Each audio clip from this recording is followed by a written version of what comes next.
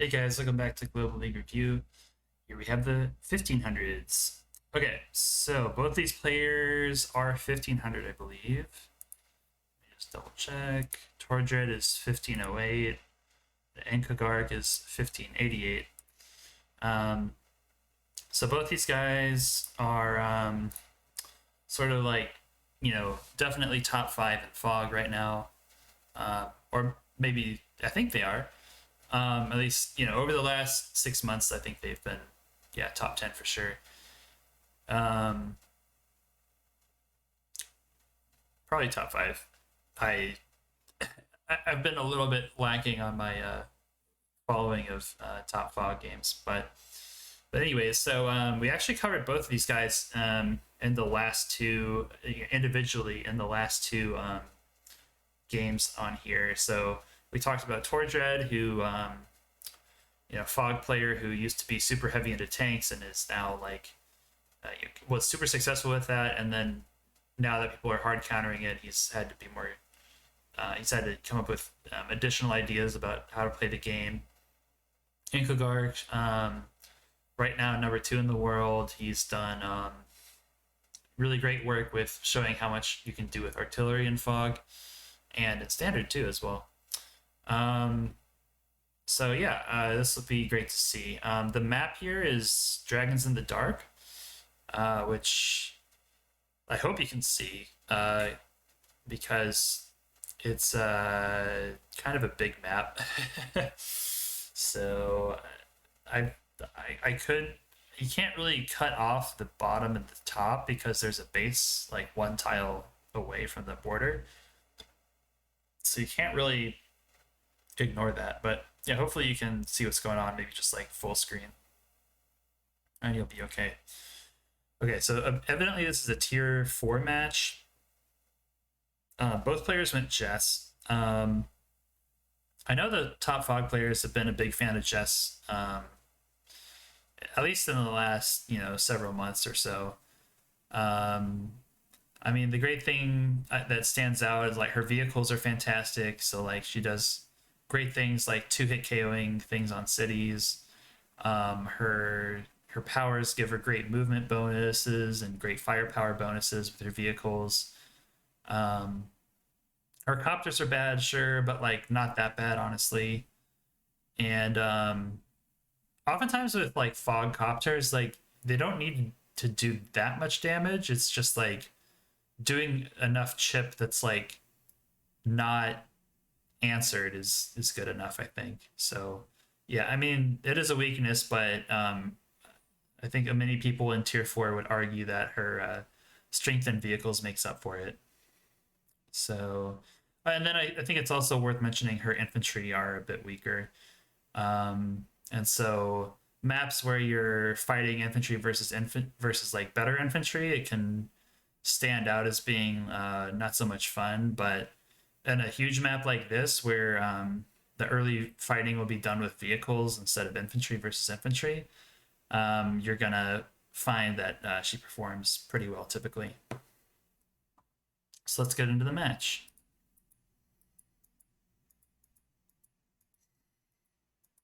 Okay, so first moves look great. First choice is moving forward with this infantry or moving back. Moving forward is nice because you go, you chain into this property, and then you have like a straight shot at the center. Controlling these two properties is like oftentimes an early objective. So yeah, we'll see how that goes.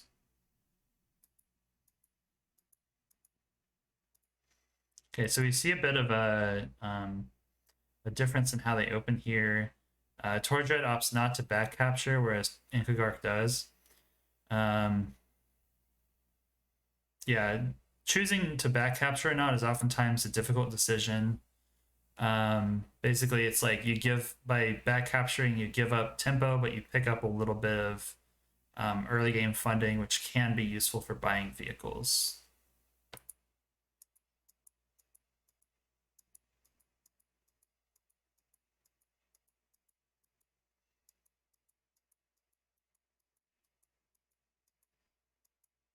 Okay, so pretty much Very early recon from Tordred here. Note that it's coming out of a base with like a ton of roads next to it, so it'll be a pretty fast recon. Typically in big maps, you'll end up building a lot more um, recons just for vision, see what's going on early on, sort of make sure nothing funny's, making sure there's no funny business.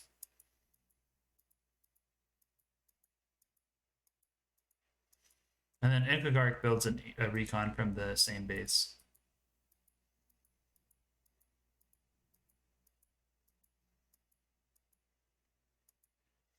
So no players went for the base skip opening, just pointing that out.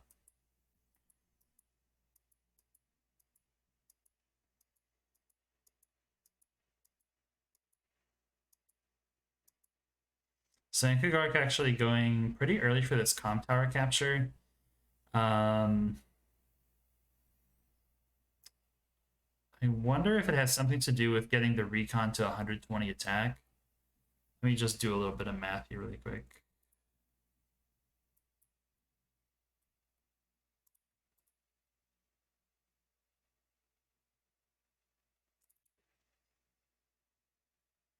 Yeah, well, it does make it a lot more likely that the recon does 6 damage instead of 5. So yeah, I think that may be part of the reason that the comp tower is being captured early.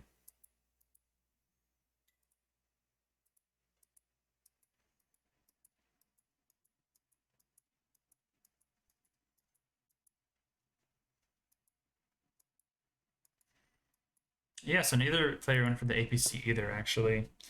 Um, yeah, Tordred sort of capturing forward here. It actually has 3 pretty far forward infantry that could, potentially go for these captures. Now backed up by a tank, at the cost of sort of seemingly delaying these 2 outer properties.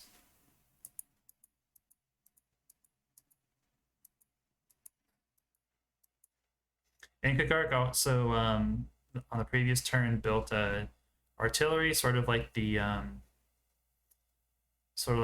standard Inkagark play, it seems. And as we'll see, the artillery will find a nice spot behind this mountain to point at this city. That's replay I've seen before.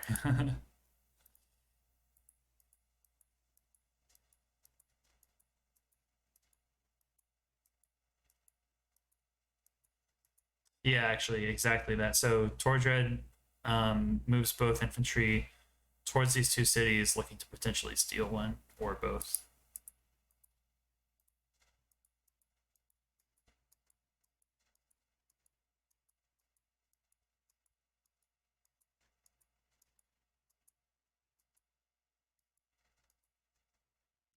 Yep, and as I remembered, so yeah, Inkagark puts the artillery on the silo pointed at this city, and then has like a fair amount of forces pointed at this city as well. Probably expecting that he'll just capture it. Probably not anticipating a double cap here. But this formation does respond to the double cap in terms of amount of units.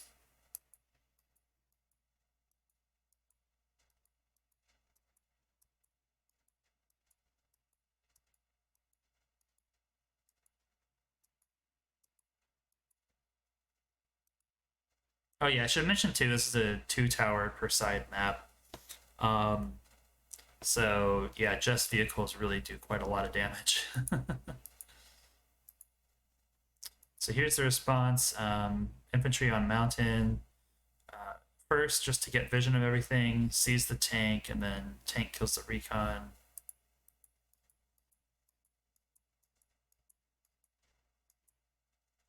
And then infantry's dead. And then just sending a single infantry down to do the interrupt. Sort of not overextending here, which turns out to be a good idea because Tordred has 2 tanks backing this up.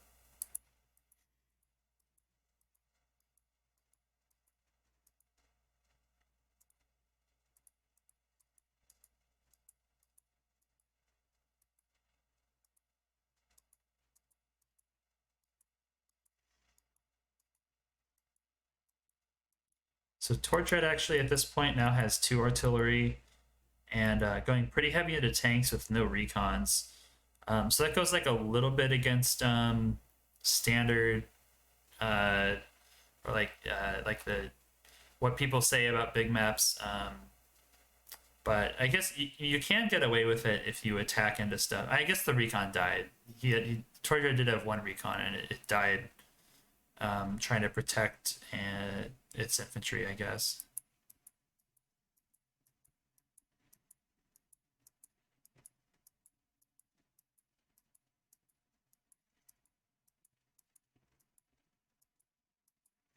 Here's another capture interrupt on this far property, and that's kind of the price you pay for sending the 3 early infantry center instead of moving 1 to the side to capture it a bit earlier, as you can get interrupted on this city, which is kind of rough because it comes from a silo, so it can, like, sitting next to silo can be a little bit challenging to deal with.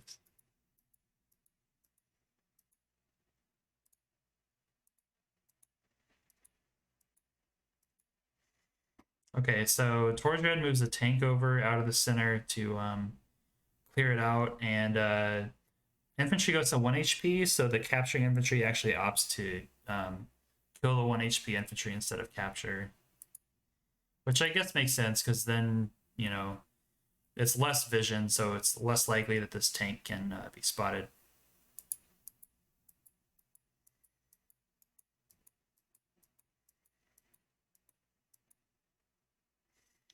So Torch Red here sets up an artillery pointed at this city here, hoping to deny this capture long term.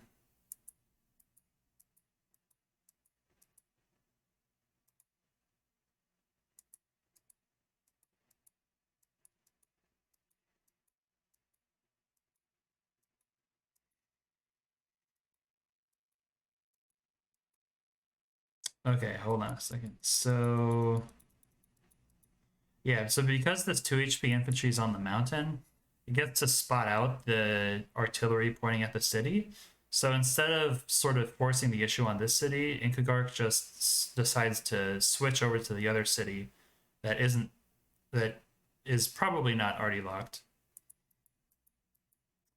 Gets a nice tank first strike here, and then reinforces it with a number of other tanks.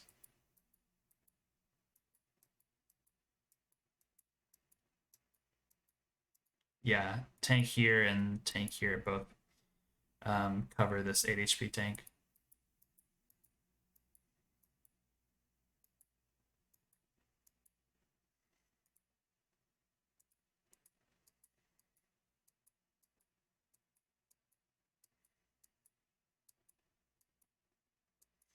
Okay, so the tank exchange continues.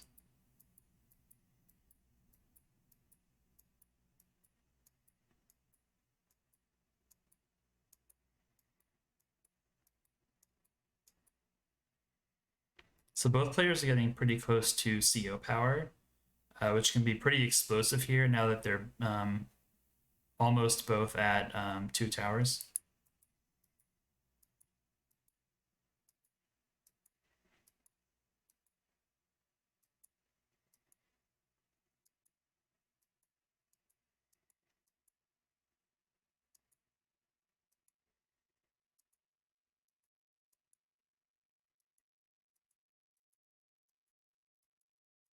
Okay, so Ekagark now um, kind of death balls here, moving all of his tanks over to the center left, supporting this attack. I guess it's hard to, like, Inkagark didn't really have full information of what's all over here. So balling up like this makes it so that it's a lot less likely that you can just die to a giant attack. Okay, so Tordred goes in here.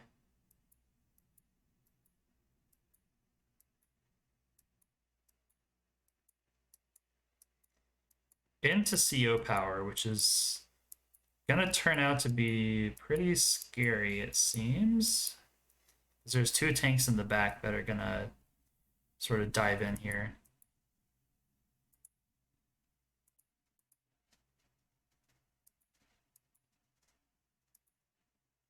So here comes the turbocharge.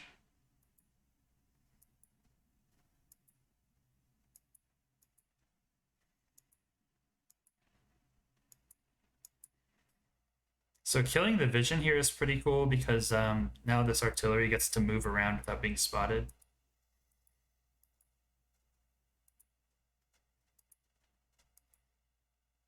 Okay, interestingly, the recon goes for the artillery shot instead of a one shot with the tank.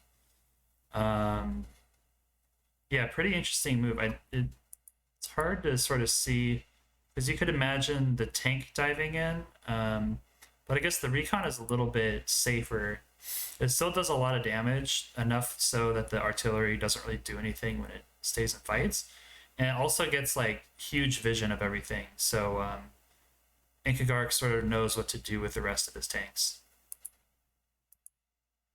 But definitely an unintuitive move that I wouldn't have seen on my own, I think.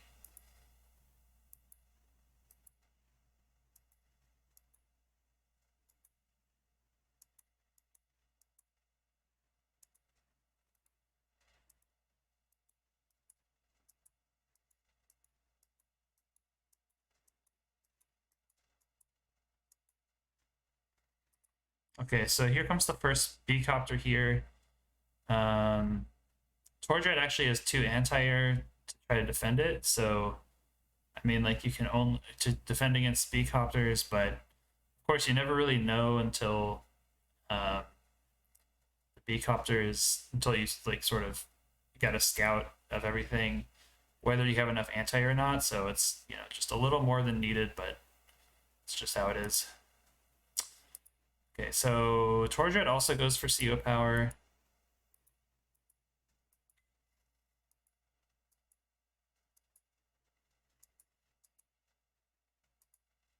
Yeah, and actually you can see by going for the recon there, it losing a recon is not nearly as bad as losing a tank in that situation.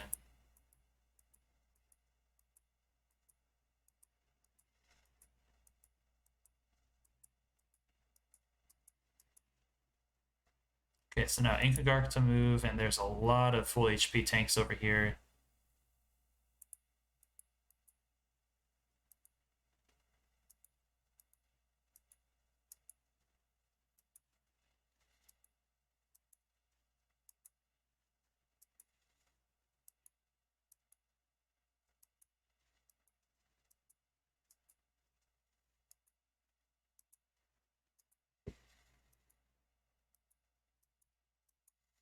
Really great move here, moving the artillery into the forest, which protects all of these tanks, and then it's, of course, really hard to hit units in the forest and fog.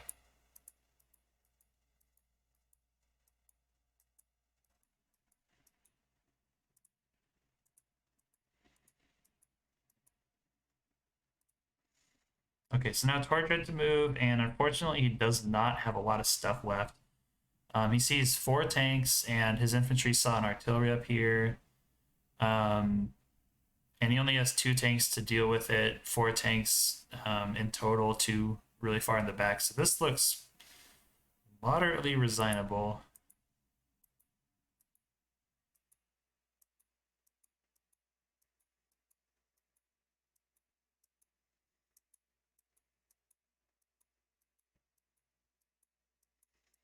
And I guess he didn't know about the artillery in this forest.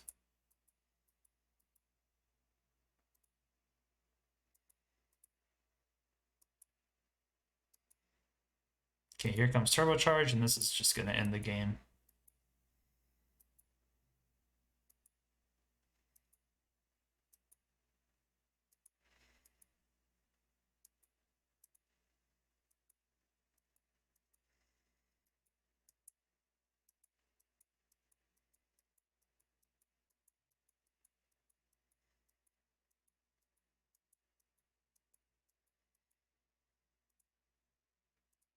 Okay, actually goes through a turbocharge. I guess there's no problem with like trying to fight it out. And he might not know how behind he is. Okay, I guess he does now. Yeah, okay, so yeah, that was a really interesting game. I think you could sort of see the power of what an early artillery can do for you. It sort of locked down especially when it's like caught by surprise. I didn't really point this out at the time, but one of the things that made this artillery so effective is that it was just out of range of the recon. So we can, I think they moved it first. So yeah, the infantry moved up, doesn't spot the artillery. And then the recon moves up and spots artillery and tank and recon and goes, oh, shoot, okay. Sort of sees too late that it's walking into a trap. So this exchange here definitely went Inkagark's way. And then a lot of small exchanges went Inkagark's way too, like having these two tanks back up this really large, massive, units. So 5 tanks in total versus 2 tanks. I don't think Tordred really knew what he was getting into when he was doing this fight, just because of lack of vision, all that stuff. And then Inkagark just wins this fight handily with CO power, and then at this point the game is pretty much over. 10 unit count difference and a pretty sizable unit value difference too. So yeah, that was the 1300, not 13. This was the 1500s. So actually, next time we have we have the 1600s because somebody is back up to 1600 plus again. I think we did a 1600 before. But yeah, this is pretty cool to see like the ratings get higher up, and hey, it means more videos too, so so that's good. Yeah, so tune in next time for the special 1600s. Who knows if we'll get it next time.